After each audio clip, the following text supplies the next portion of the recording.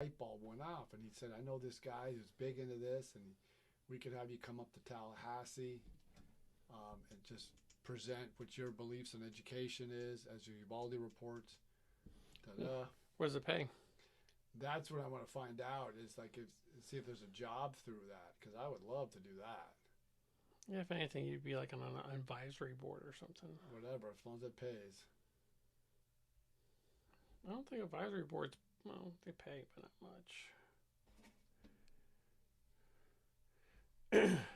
Have you talked to Travis anytime soon? No. If anything, you'd be like on an advisory board or something. Whatever, as long as it pays. I haven't talked to Travis in a couple weeks. I think the last time he said, "I'm getting close. I'm right there. I'm right there." So you're streaming. So we are live. We're just not doing a show yet, so we can warm up a little bit. This is going live. Well, it's like people get to see all us doing a little warming up and get this. Thank you for pointing that this is live now. Well, I just wanted to be So we are live. We're just not doing a show. When the camera's off, you get a little racier, like start dropping F-bombs and stuff. Okay. So you've been watching the Rittenhouse stuff? I followed it as much as I can. Really Well, they did something today because they said that the prosecution withheld evidence from the defendant, and that they're going to go with like a mistrial or something. The thing is, I mentioned on my radio show this morning, is the reason I don't mention it because it's hard to follow when you get your information from the media. And what I did say is the media left some things out. You're good. Because one thing I didn't know until a couple days ago is, I go, well, he shouldn't have gone up to Kenosha.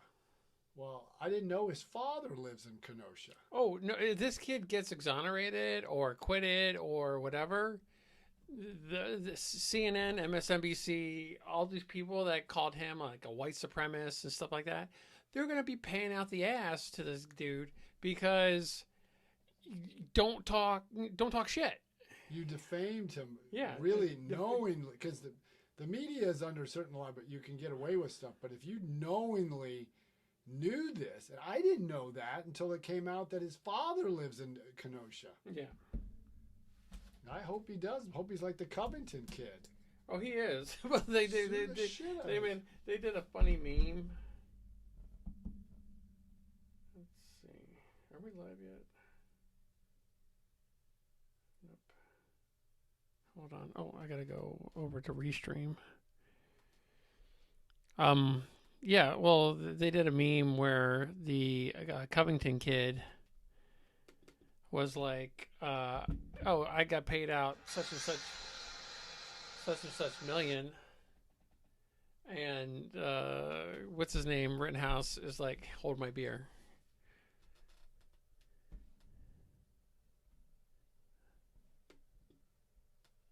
No, I don't want that. So I think it's going to be, look, the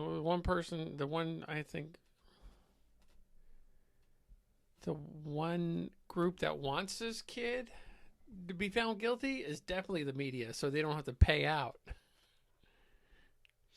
And the thing is like, if he was a racist or white supremacist, like they were saying, that the prosecution would have been using that up and down just to kind of solidify what he was doing. Yet again, it's not about race. So why are you making it about race? Just because it was during a Black Lives Matter protest, but the kids, I think whatever they were doing was more like, what are you doing? No, I'm listening to Okay. you. I'm just hitting all these follow backs. So, just because he shot maybe three protesters from Black Lives Matter, or was it? I like how you said that. Just because he shot three protesters, so what? No. Oh, no, I was just saying. I think they had different intentions. Well, when the prosecution brings their star witnesses up and the witnesses are more for the defense than the prosecution, there's something wrong here. Be like, yeah. No, we've been live for a while. I haven't gone live on TikTok yet, though. Where am I at? 27:39. Yeah, I see that.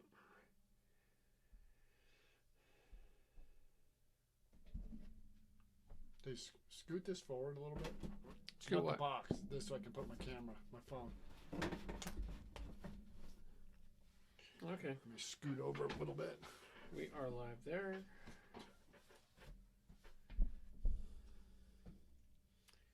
Okay, now we need to play the Johnmooger ass over game. You gotta go more. Yes, yeah. Just set up like you normally would. You're really close. I think Jimmy's gonna. Oh, okay, there we go.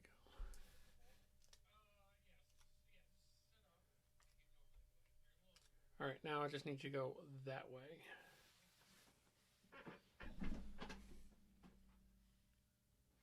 A little bit more. Okay. Now I gotta lower your light a little bit. Nope. So how's Jimmy doing? No, Jimmy's good. We got just some things in the works. Like what?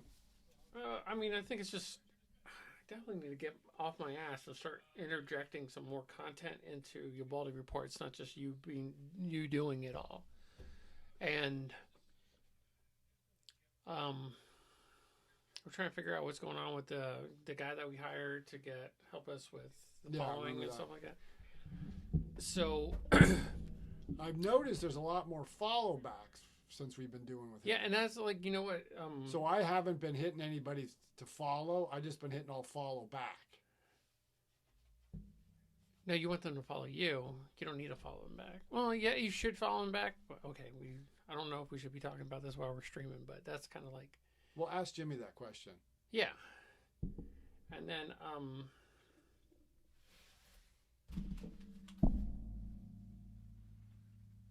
yeah, it's just about content and stuff like that. I really like the Christmas review. I mean, you kind of get a little bit more less Ubaldi when you do it. You know, like when you're talking to me, you're like talking to me, and you you. But I got a lot. I had a comment back. But saying, be funny about it. Wear a damn Christmas hat if you want, or like I'll do that. Something just the whole purpose behind the. I may just get like a Christmas. Well, I think you're kind of missing the point a little bit. The whole Christmas thing is for you to kind of get loose and comfortable and more engaging. Okay, I'll do that. It's just kind of like pretend you're talking to me or you're talking to Mike or. No, I will do that. You know, all your buddies. It's just like you're just mass communicating to your buddies about, hey guys, I just saw this Christmas movie. That's one thing. I'm glad I got tomorrow off so I could watch a few things and take a look and see which video. I'm not going to do stupid Christmas shows. But it could be a little hokey. But you remember, it's only like a Sunday special no, kind I know of thing. that, but I mean, there's certain ones. I mean, I watched one that was the most stupidest show I've ever seen in my life. But review it. If it's bad, it's bad. You could say that too. You don't have to say everything is good. No. Are you live yet? No. Should I?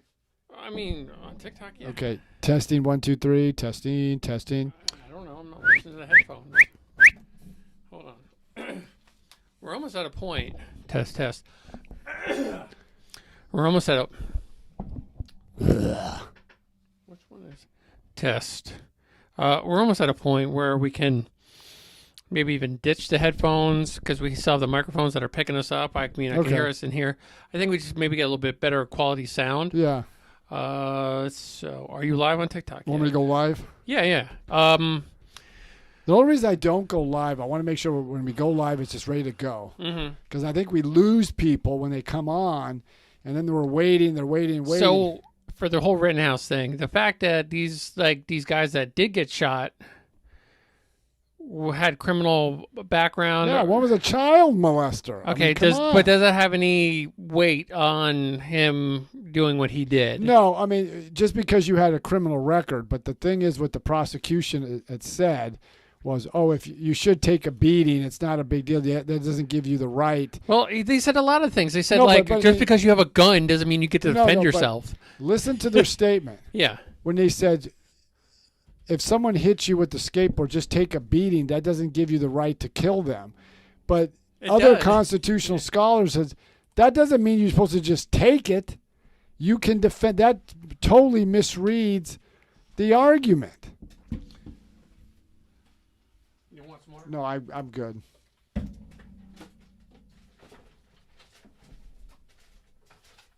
So another thing, because we're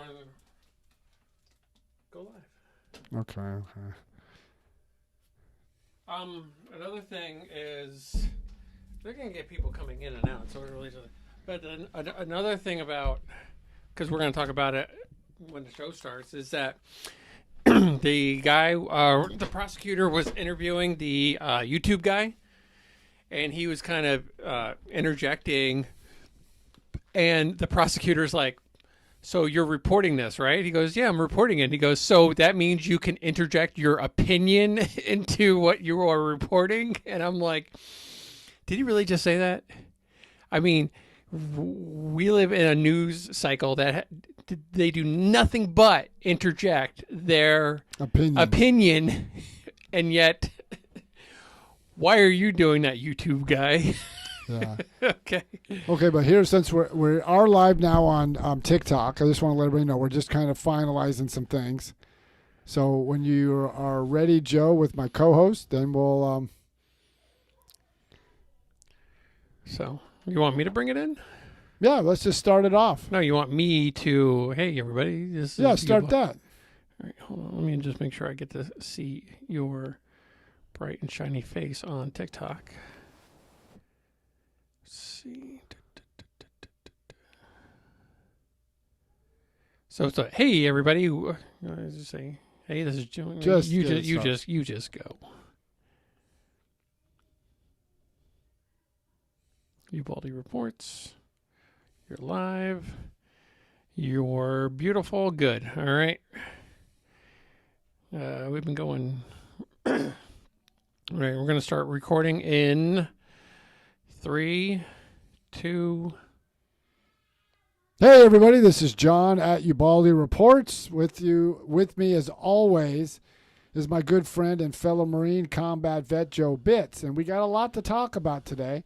There's many things going on, but the biggest thing that we're going to tie everything in, and we would love your opinions or thoughts and questions. So type those questions in, and we'll respond to those questions. If you want to talk to us for a greater length, wait till the end of the podcast, and we'll still remain on TikTok from that. But what we're going to talk about is how the media covers these political events. Now, what Joe and myself were kind of talking about before we kind of got on to, went live on TikTok was the Rittenhouse? Yeah, the Kyle Rittenhouse. Kyle Rittenhouse trial up in Kenosha. Now, as I told Joe, I initially didn't cover it, not because I didn't want to cover it. It's not newsworthy. I'm not saying that. But the big thing is it's hard to cover it from the media, from watching it from the media, because if you've never served on a jury trial, and I have, all the way to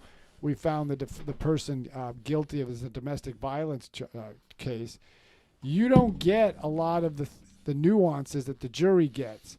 You don't get to hear everything. You don't get to see the evidence.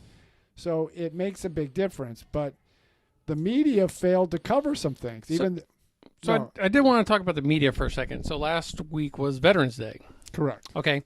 Did you thank a reporter or a media person for doing their job as a reporter or a journalist? Because I guess they go through the same trials and tribulations as us veterans do, because that's what they related themselves to. Who the hell said that? It was in one of the papers, is that they're like, yes, on Veterans Day, you should show your support and respect for your fellow veterans and the media.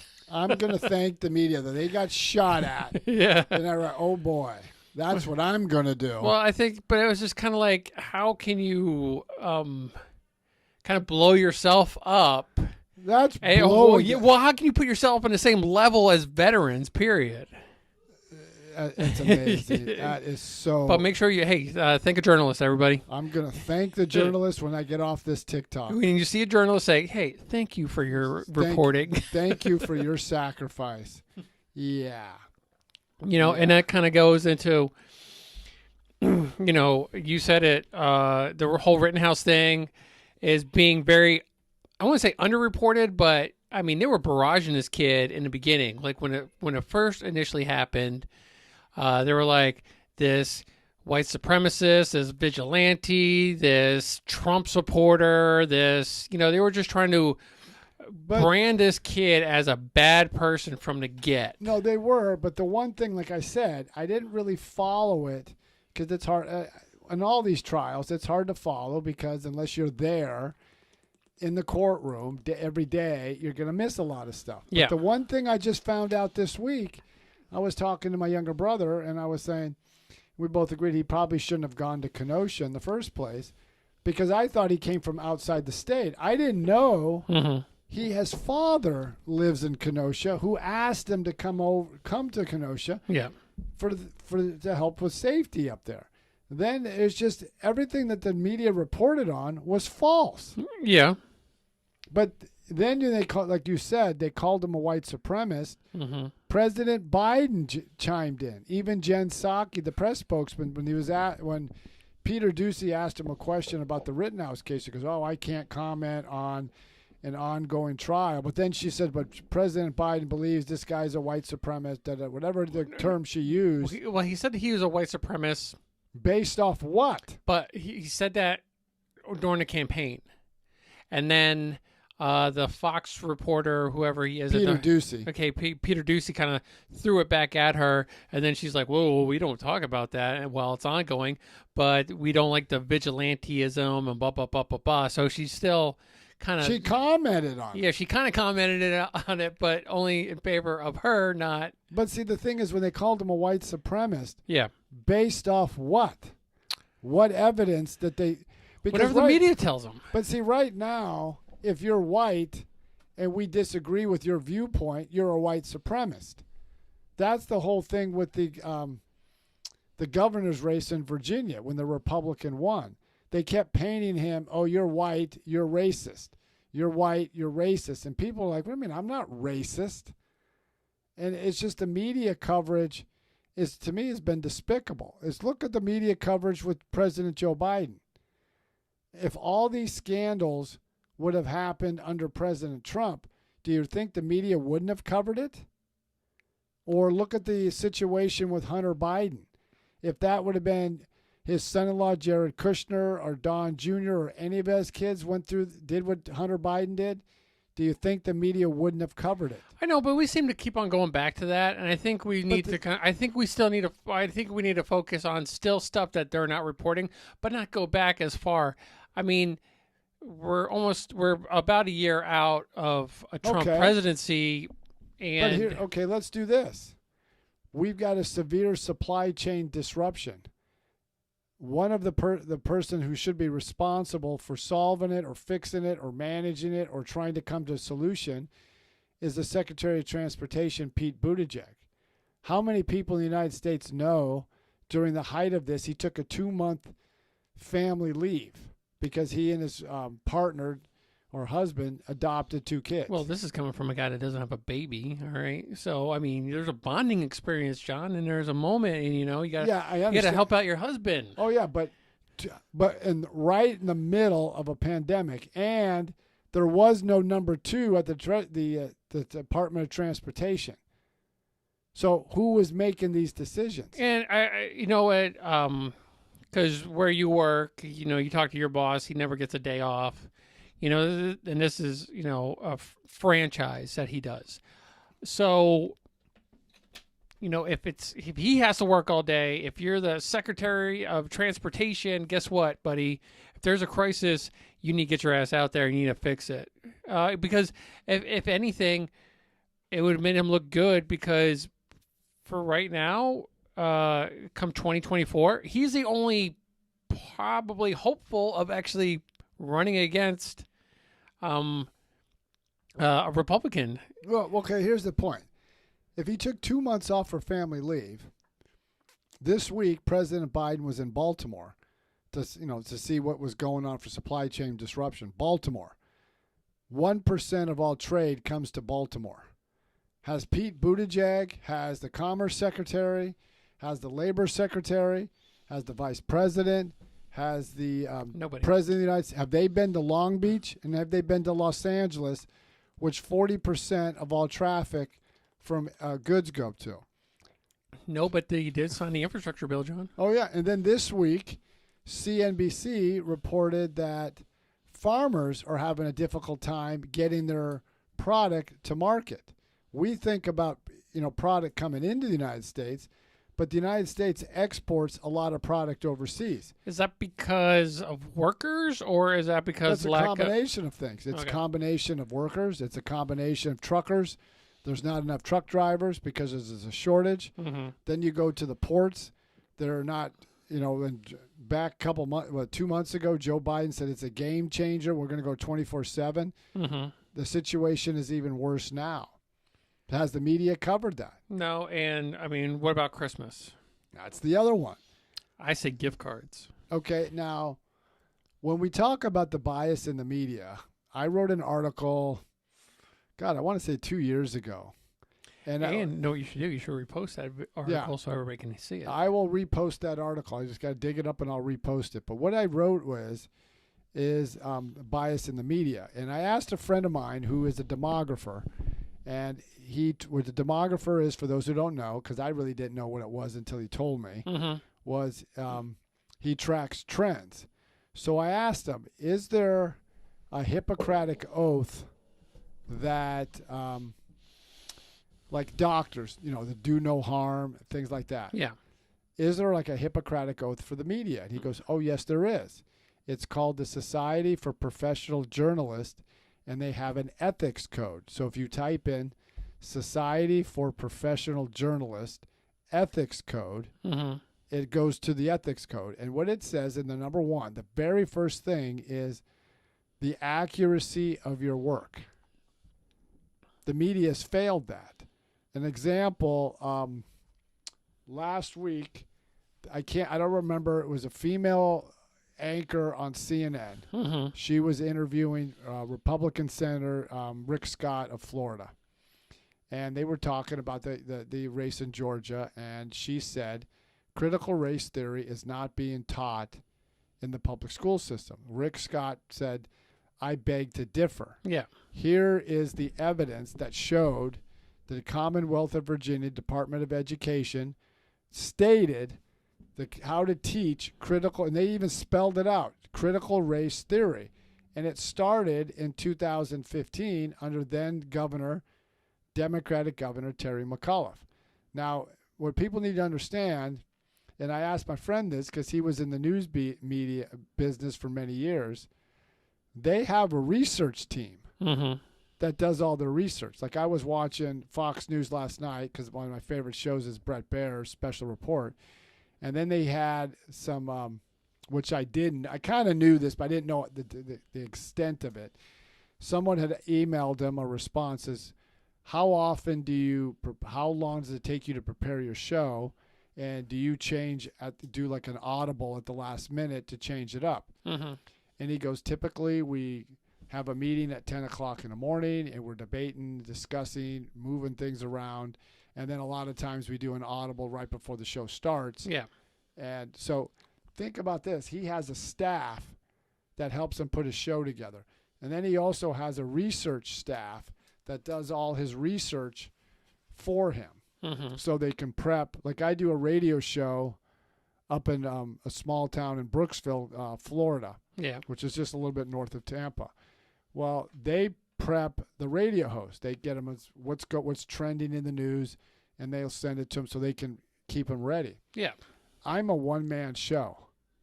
I do my own, and you know this, Joe. Yep. I do my own research, and I'm working 50 hours a week, and I'm still doing my own research. I knew CRT, critical race theory, was being practiced or taught how to be implemented in the Virginia schools because I saw the document. Yeah. Why is that reporter or analyst saying it's not? So that means in the ethics code, in the 4th paragraph or 4th chapter, it states, I mean, I'm going to speak verbatim. It's not to be impartial in your reporting. Now, we all have biases, whether you're conservative, Republican, or Democrat, or liberal, or socialist. We all have our bias. But when you're a reporter, you're supposed to check that bias at the door. Now, on this program, and you know this, Joe, we lean center right. But if I can't find things, or like sometimes you will say something that you've heard, and I will always say, I haven't heard that, or I haven't researched that fully before I make an opinion on it, before I state what is fact, what is fiction. The media doesn't do that. They run everything. Yeah. And how many times have they run a story based off one accusation or one source? I can't count. But even in the ethics code, this is all bullet points. It's not like you have to read a document. Yeah. It also says in a bullet point, sources. You're supposed to vet your sources. And I talked to this former news guy. He goes, if I came to you with a story and I only had one source, would you run it? And he goes, no, because it's not verifiable. You can't run just with one person said. Well, that was then. This is now. And there seems to be a consistent and ongoing problem. How do you fix it? I mean, because if you were to come in and maybe fine or tax or something with those people, you're violating their First Amendment right to say whatever the hell they want, whether you like it or not. Well, yes and no. The media also is, let me see, the media has the freedom of the press is not absolute. Yeah. Remember, I don't know what his first name is. I can't remember, but remember the Covington kids from that high school? Yeah. They were at this, and they made a mistake to go to a pro-life protest in D.C., and they wore a MAGA hat. Yeah. Well, remember this Native American comes up to him, bangs his drum in front of him, and the kid just stood there smiling and let it go. Yeah. And they made him look like the instigator. And they made him, the video right away was like, he started this, he instigated this. But then when other videos surfaced days later showed there was this radical group that was taunting these kids, and this Native American went up to them. And so what he did is, and he was vilified throughout the media. Well, he sued all the news organizations and won. We don't know how much, but he won a good substantial amount of money. Like he doesn't have to work anymore, or he has a comfortable living? He doesn't have to work anymore. But the news media, because they willfully knew that was a false story. You can't print something if you knowingly know that's a false story. Is that like their code, or is there like a rule or a law behind it? Is there any case material? I would have to go back and look at the case material for the media on that, and I'll get back with you on that. But the media is not absolute. You can't just print something and say, oh, by the way, okay, I'm in the media, I can get away with it. That doesn't work like that. So, like, okay, let's say if MSNBC, CNN, maybe like CBS, ABC, went after this Rittenhouse kid, had they not done that, would he have still gone to? Would it be such a speculation? No, if they didn't attack him personally, then he probably wouldn't have gone in a court. But what they did is they deliberately knew that was a false story, and they ran with it anyway. Mm-hmm. You don't have freedom of the press. It doesn't give you absolute freedom to print what you want. So basically, what could have happened? It was videoed. He gets arrested. He goes. Grand jury sees it. They said, okay, it's self-defense, blah, blah, blah, out. But since everybody was making a big deal about it, there may be some liabilities that he can sue because they defamed his character in such a malicious manner, knowing that the stuff they were printing was false. Now, even if he is found guilty,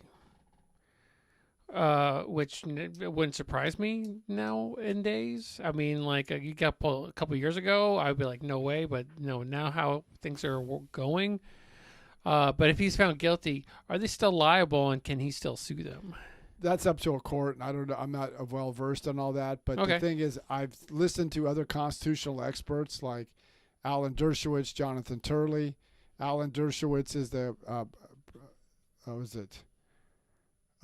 law professor emeritus, I think, at Harvard University. Jonathan Turley is a law professor at George Washington University. And they said even if he's found guilty, because of the prosecutorial misconduct and the way they handled this and the way they presented it, and he's got grounds for this to be overturned. Yeah, and you know what I think a lot of people don't understand, and I learned this a couple of years ago, is that when it's like defense or prosecution, or even if it's like a civil suit or something like that, they kind of lean heavy, or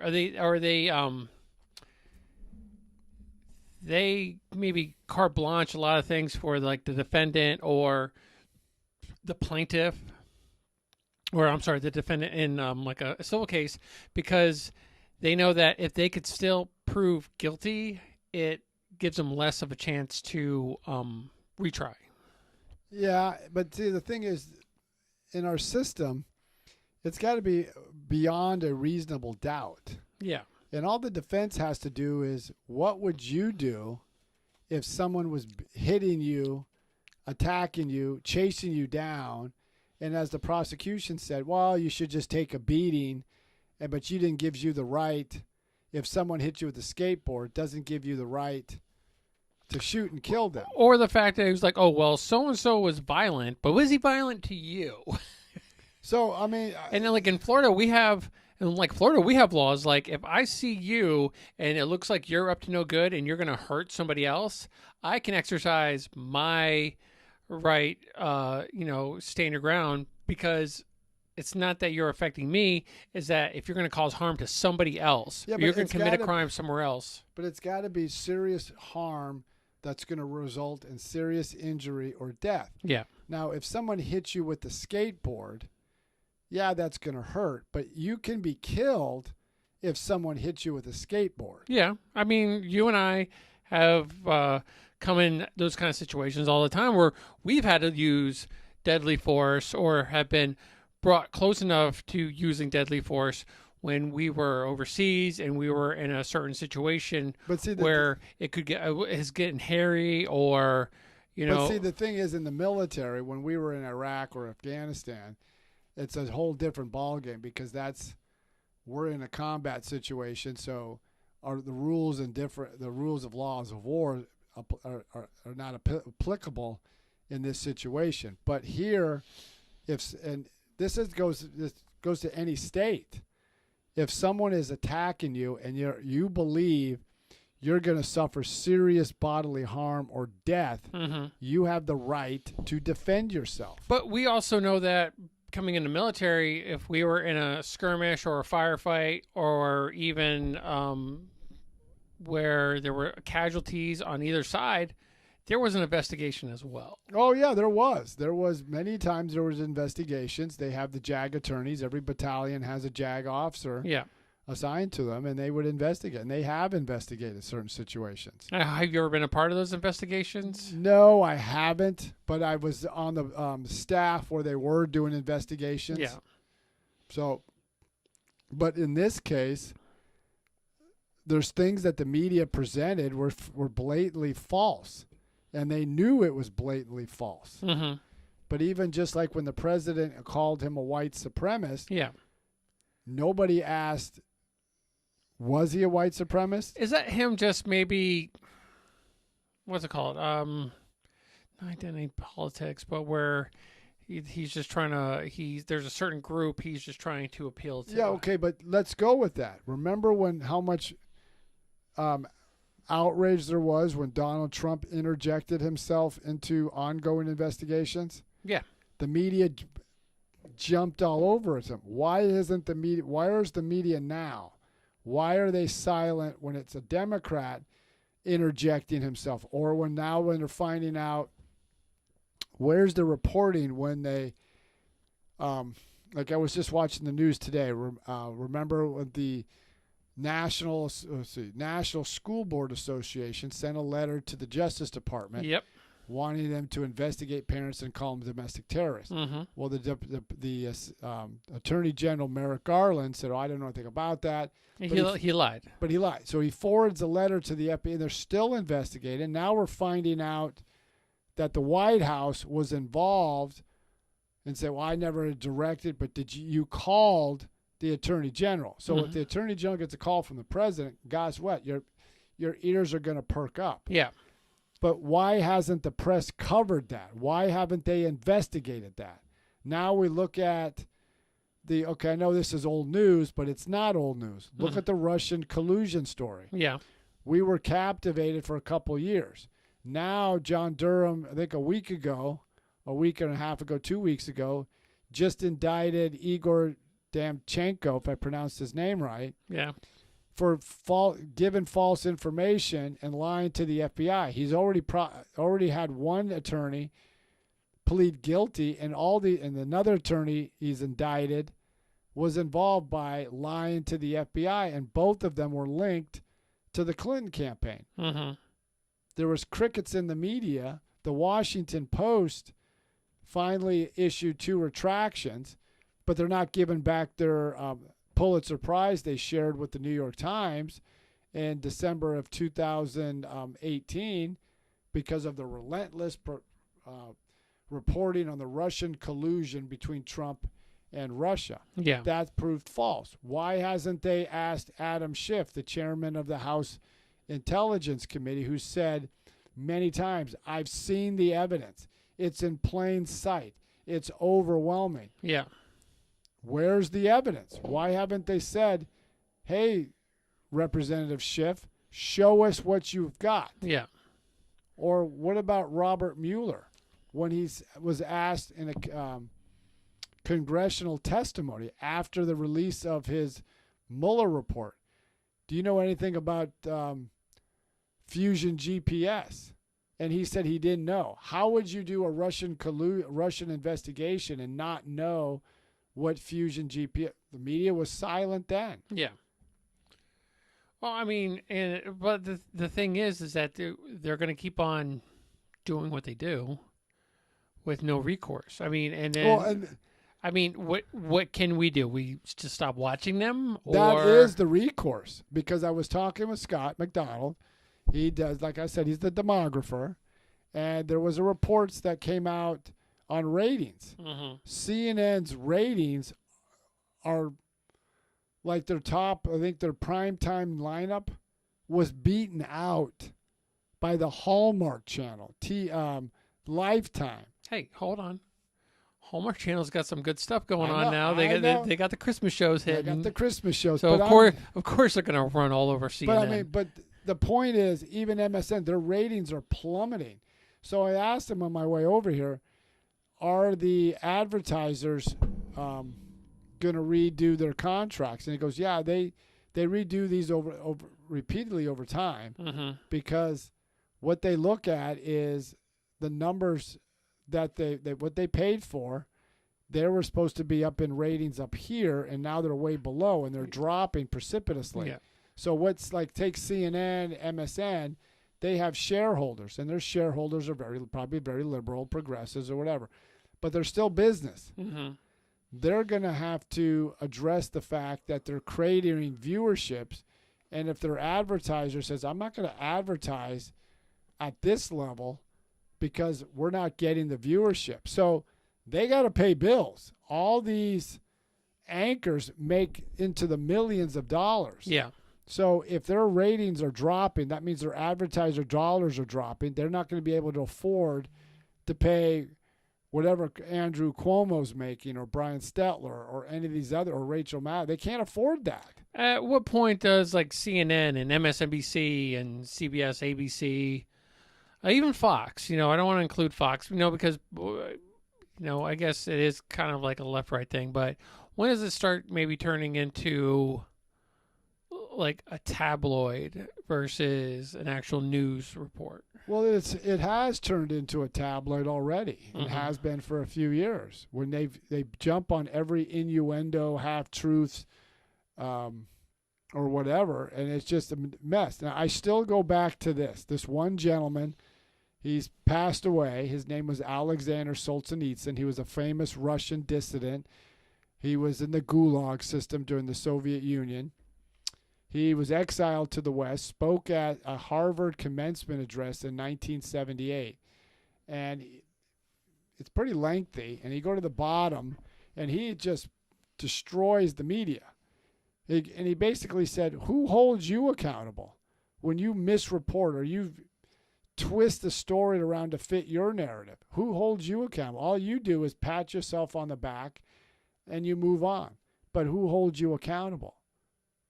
And that's the point. The only way to hold the media accountable is stop watching their stations or stop reading their newspapers. Well, it does, but like another thing I found out was that so like CNN or the news networks, these 24-hour news networks, they will pay establishments, including like airports, or they'll pay them to. That's what you do. You have to run our news network all the time while you're at the airport or you're at a sporting event or something like, or even at a bar. They're paying people to run, like, isn't that kind of like cheating a little bit? You're kind of creating your own ratings by paying them. Yeah, but people are just what happens is, and you're seeing this now, people are tuning out these stations because they're no longer news. Now, where it's going to hurt, and we'll have to see what happens in 2024 when the presidential debate goes up. Yeah. And they start to negotiate who's going to sponsor it. How would you go to a CNN town hall? Why would you when that CNN has been in the tank for the Democrats? Oh, yeah. Why would you go to ABC or anybody else when these reporters have been just really gone at it? Look at the treatment between whatever. I don't care what people's political views are. Look at how Trump was treated compared to Joe Biden. Can you imagine if the Afghan debacle, the rising inflation, the supply chain disruption, all these economic problems happened under Donald Trump? How would you think the media would have covered it? They would have blamed him every single second of every single day until something was fixed. But, I kind of have a different idea or view on what the media actually did. To see the media, by not reporting all this stuff under the Biden administration, I think what they're really doing is they're hindering his ability to fix it. No, I would agree with that. And the thing is that whether the media downright hated Donald Trump, but if anything, they made him a better president. And the only reason why he was a better president was because of the media, because if something came up, Trump was very quick to fix it or put it out or No, I would agree. And, so the media doesn't understand right now that they can actually fix or make Biden look like gold or a shiny, diamond from above if they were just more scrutiny, if they would scrutinize him more about what he's doing. No, I would agree. And it's just like how many times President Biden gives a press conference and then he'll not press conference, he'll speak. Yeah. And then he walks off. He always does this one thing where he starts to walk one way and then turns the other way. He always does this media juke. Whatever he does, he'll give a statement and then he walks off. And and the press wants to ask questions. Can you imagine Donald Trump doing that? Gives a statement and then walks off. I'm not talking to the press. Or here's who they told me to call on. And then he'll just go. Remember CNN suing the president because he wouldn't talk to Jim Acosta? Have they done the same thing to Joe Biden? Absolutely not. And that's the problem. So how much of your information even stuff that's going on in the world right now do you get from TikTok? I really don't get my news from TikTok. Well, you might want to try. There's some things I do I look at and listen to what they said. But I mean, most of my news comes, and it is surprising, I don't get my news from Fox either. Mm-hmm. I watch more Fox programs. No, you get it from independent media sources. Well, I go to think tank, I go to policy centers, I read a lot of books on the subject matter that I have an interest in. Mm-hmm. There's some, I listen to what elected officials say on both sides. Yeah. And I'm not saying I'm a historian, but I am a student of history. Yeah. And I look back at history. I follow world events to see what's trending, what's going on. And I just listen to both sides and make an objective opinion through my own experience and my own studies, because I have a master's degree in national security studies. Mm-hmm. So I use my own research, but I listen to what other people. And here's a strange one, what most people don't know about. I also listen to the average American. Yeah. I'll talk to somebody like I talked to a gentleman today at Chick-fil-A when we were both getting something to eat. I listen to you, Joe. Yeah. You have a different perspective because you're a family man. Yeah. You have a wife. You have 3 kids. You have different experiences that I don't have, so I'll listen to your concerns. I listen to other families' concerns when they talk about supply chain disruption. Yeah. I know a mother and her husband both work at Chick-fil-A. They have a young son. She was talking about grocery bills. Her milk expenditures has gone up because of milk prices have gone up. Mm-hmm. So that's where I get my information. Then if I hear, like, okay, if Fox says something, I have to get on the computer. I'm staying with a friend of mine, and we watch the news together a lot of times. I'm always on my computer trying to verify what they say. Yeah. So if they say something, I got to verify it to say, where did they get that information? And I do that to you sometimes too. I'll hear something or I see something and I got to tell you and see, and then you're really quick to come back with yes or no. And that's I think this is what the show's mostly about, is like stuff that people hear from the outside, bring it here to us so we can kind of look at it. Well, here's an example. What was it? Yesterday, Fox reported, it was on, I was watching Special Report with Brett Baer, and I think he's a good journalist because he always plays both sides. If someone says one say, he will play the devil's advocate on the other. You never give his opinion. I think he's a very good journalist. Well, I think on his program, someone mentioned that Medicare Part B increased 14%. Mm-hmm. And Medicare Part B is, let's say, doctor's office visits, x-rays, that sort of stuff. Yeah. Well, that's the largest increase ever in Medicare's history. And so I had to look that up, and that was verified by the Medicare actuary for the program, saying, yep, it's increasing 14%. Mm-hmm. So that's going to hurt a lot of the senior citizens who are on a fixed income having to pay that extra cost in Medicare. So if even Fox, even that show that I like, Brett Baer, I always have to follow up with it to see where do they get their information, so I can report on it and say this is where they got their information. Yeah. So how, okay, maybe like leaving us with how do you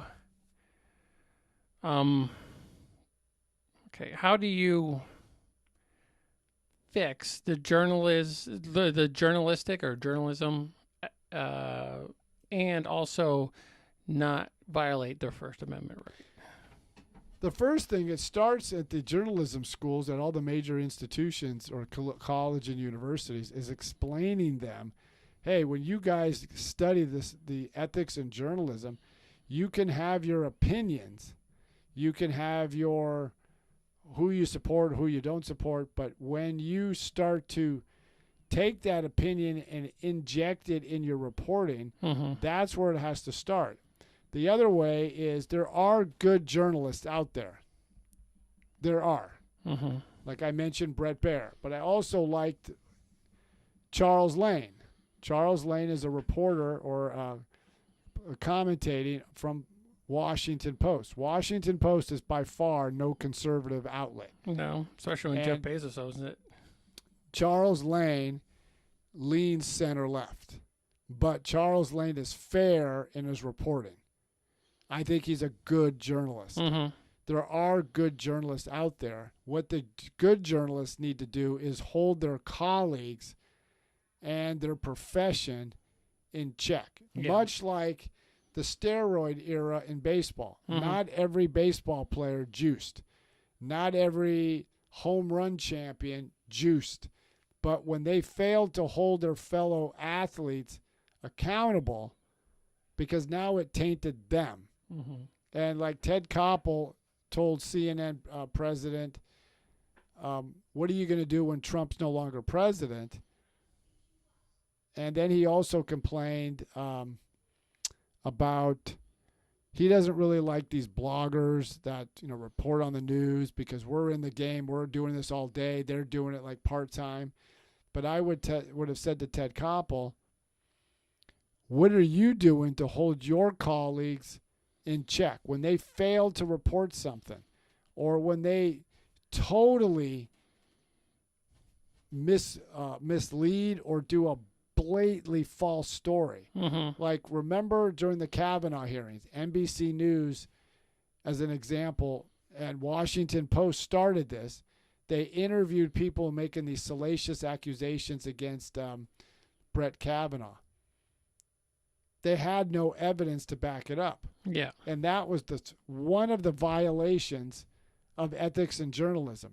And it states, and I'll say it verbatim, it said you have to protect the victim, mm-hmm.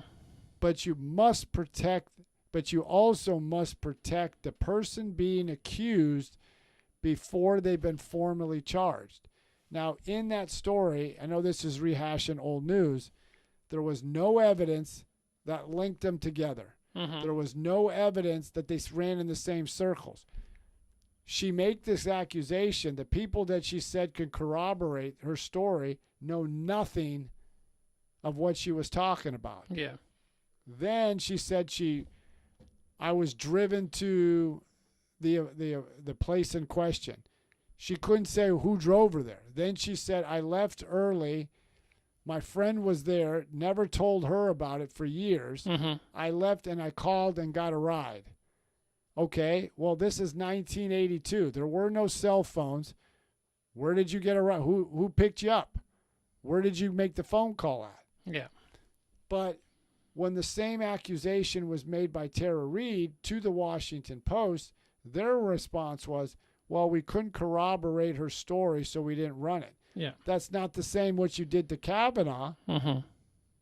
So that's where it's got to change. And the good reporters need to question the bad reporters, but they also need to hold the news directors, the news producers, and the organizations they work for in question. Because look at the New York Times. Mm-hmm.